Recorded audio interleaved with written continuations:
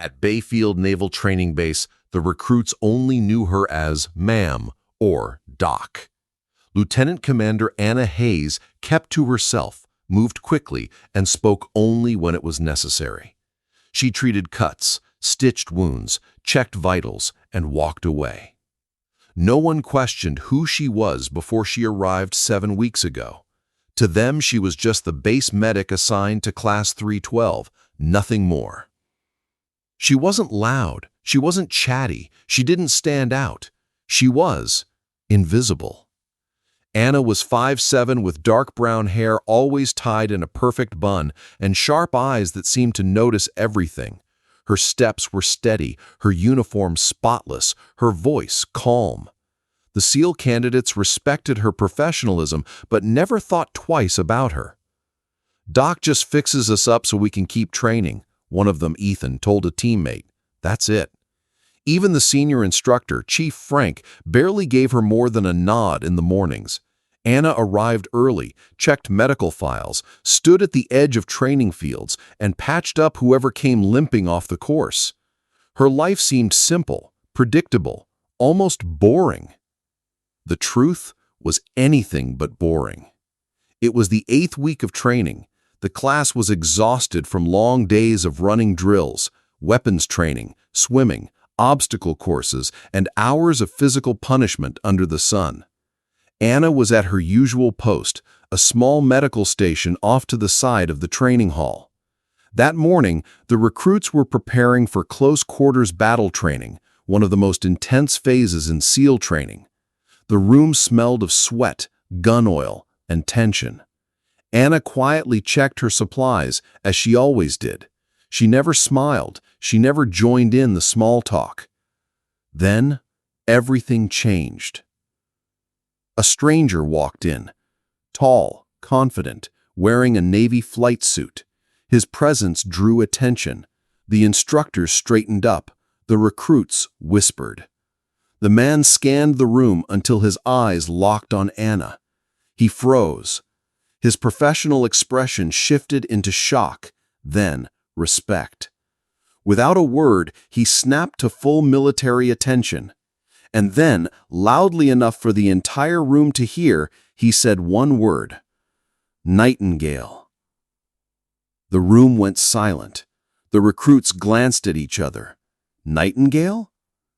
Anna looked up from her medical bag. Her face didn't change, but her eyes did. They locked on the pilots. "Hawk," she said quietly. Gasps broke out among the recruits. Hawk? Nightingale? These were call signs, the kind only earned in dangerous, classified missions. The man stepped forward. "Ma'am, I didn't know you were here. It's an honor to see you again." The recruits were stunned. All this time they thought she was just a base medic. But this man, clearly a seasoned Navy pilot, was treating her like a legend.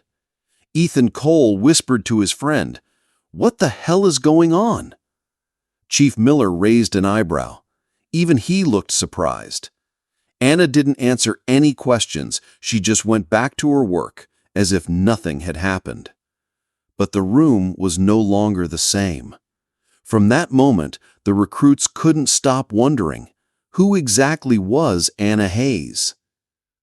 After the moment with the pilot, things at Bayfield Naval Training Base felt different. The recruits from Class 312 couldn't stop talking about it. Why would a Navy pilot call our medic Nightingale like that? Did you see the way he stood at attention? That's not normal. There's no way she's just a medic. Even Chief Miller had questions, but Anna Hayes said nothing. She kept her routine exactly the same, checking supplies, patching up injuries, and staying quiet. Her silence only made them more curious. Ethan Cole, one of the most outspoken trainees, finally asked her one afternoon while he wrapped his bruised wrist, "Ma'am, what did that pilot mean? Nightingale?" Anna looked him in the eyes. Her tone was calm but firm. "It's just an old nickname. Nothing that changes what I do here." And that was it. She didn't explain. She didn't answer any more questions. But the truth had already escaped into the air. That truth came to light 1 week later. It was during another close-quarters battle training session. The recruits were running tactical drills inside a simulated combat building. Anna was at her usual medical post near the entrance, prepared to treat heat exhaustion, sprains, or the occasional minor cut. The air was heavy with noise, shouting, boots slamming on the floor, simulated gunfire echoing in the halls. Then the alarm sounded. A loud siren filled the building. A voice came over the intercom. Armed intruder on base. All personnel follow lockdown procedure immediately. The room froze. The instructors acted fast. Everyone secure your position. Move. Recruits scattered to safe points, locking doors and grabbing training weapons just in case. Anna's position near the entrance was exposed. Standard protocol was clear.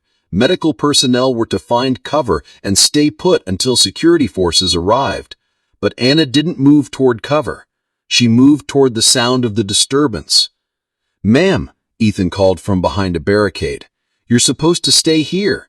Anna didn't even turn around. "Protocol assumes I can't handle myself," she said evenly. "That assumption doesn't apply here." The sound of heavy boots echoed down the hall. Then the intruder appeared, a man in dark clothing, holding a rifle, shouting angrily. The recruits tensed. Ethan's heart pounded.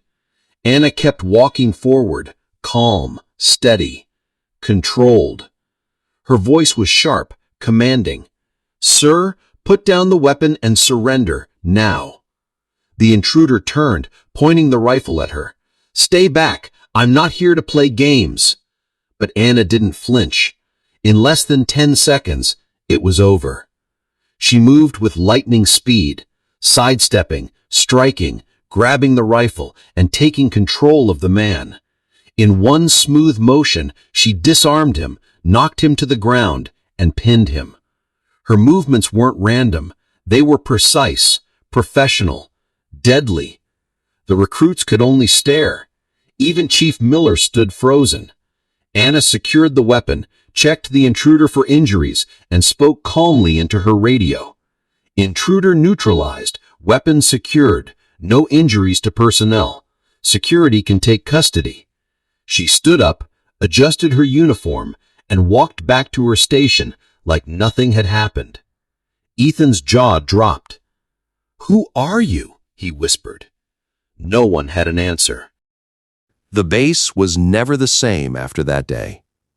The recruits of Class 312 had seen their quiet medic disarm an armed intruder in less than 10 seconds. They had seen her move like someone who had been in real combat, not just training. Whispers spread quickly.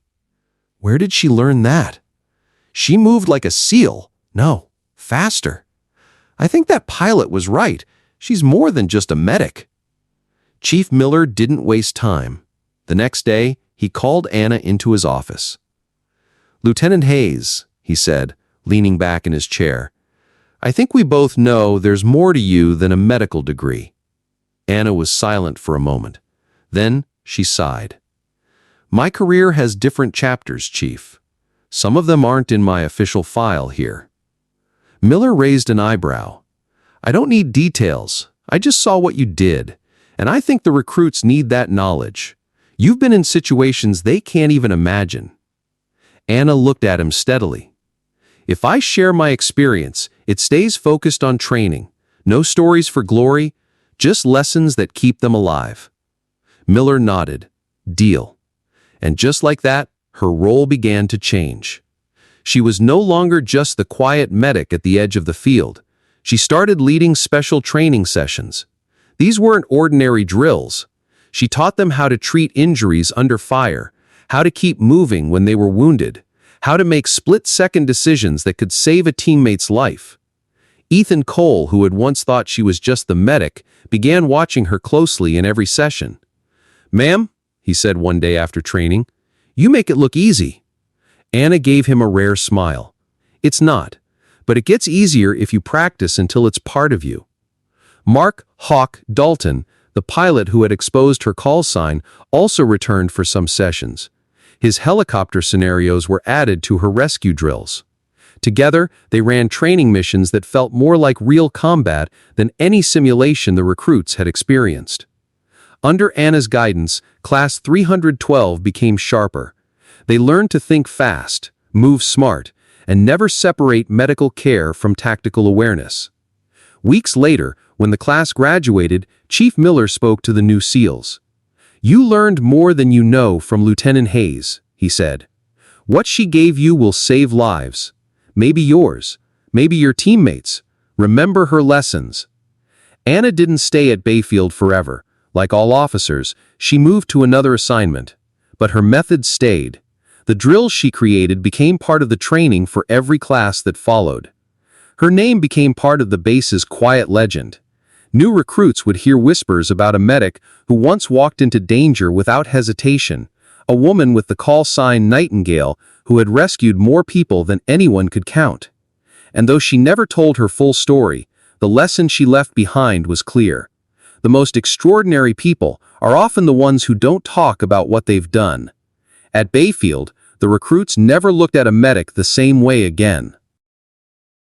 If you were touched by this story, please take a moment to like this video, subscribe to our channel, and join us in sharing good stories that matter. Thank you for watching. We'll see you in the next story.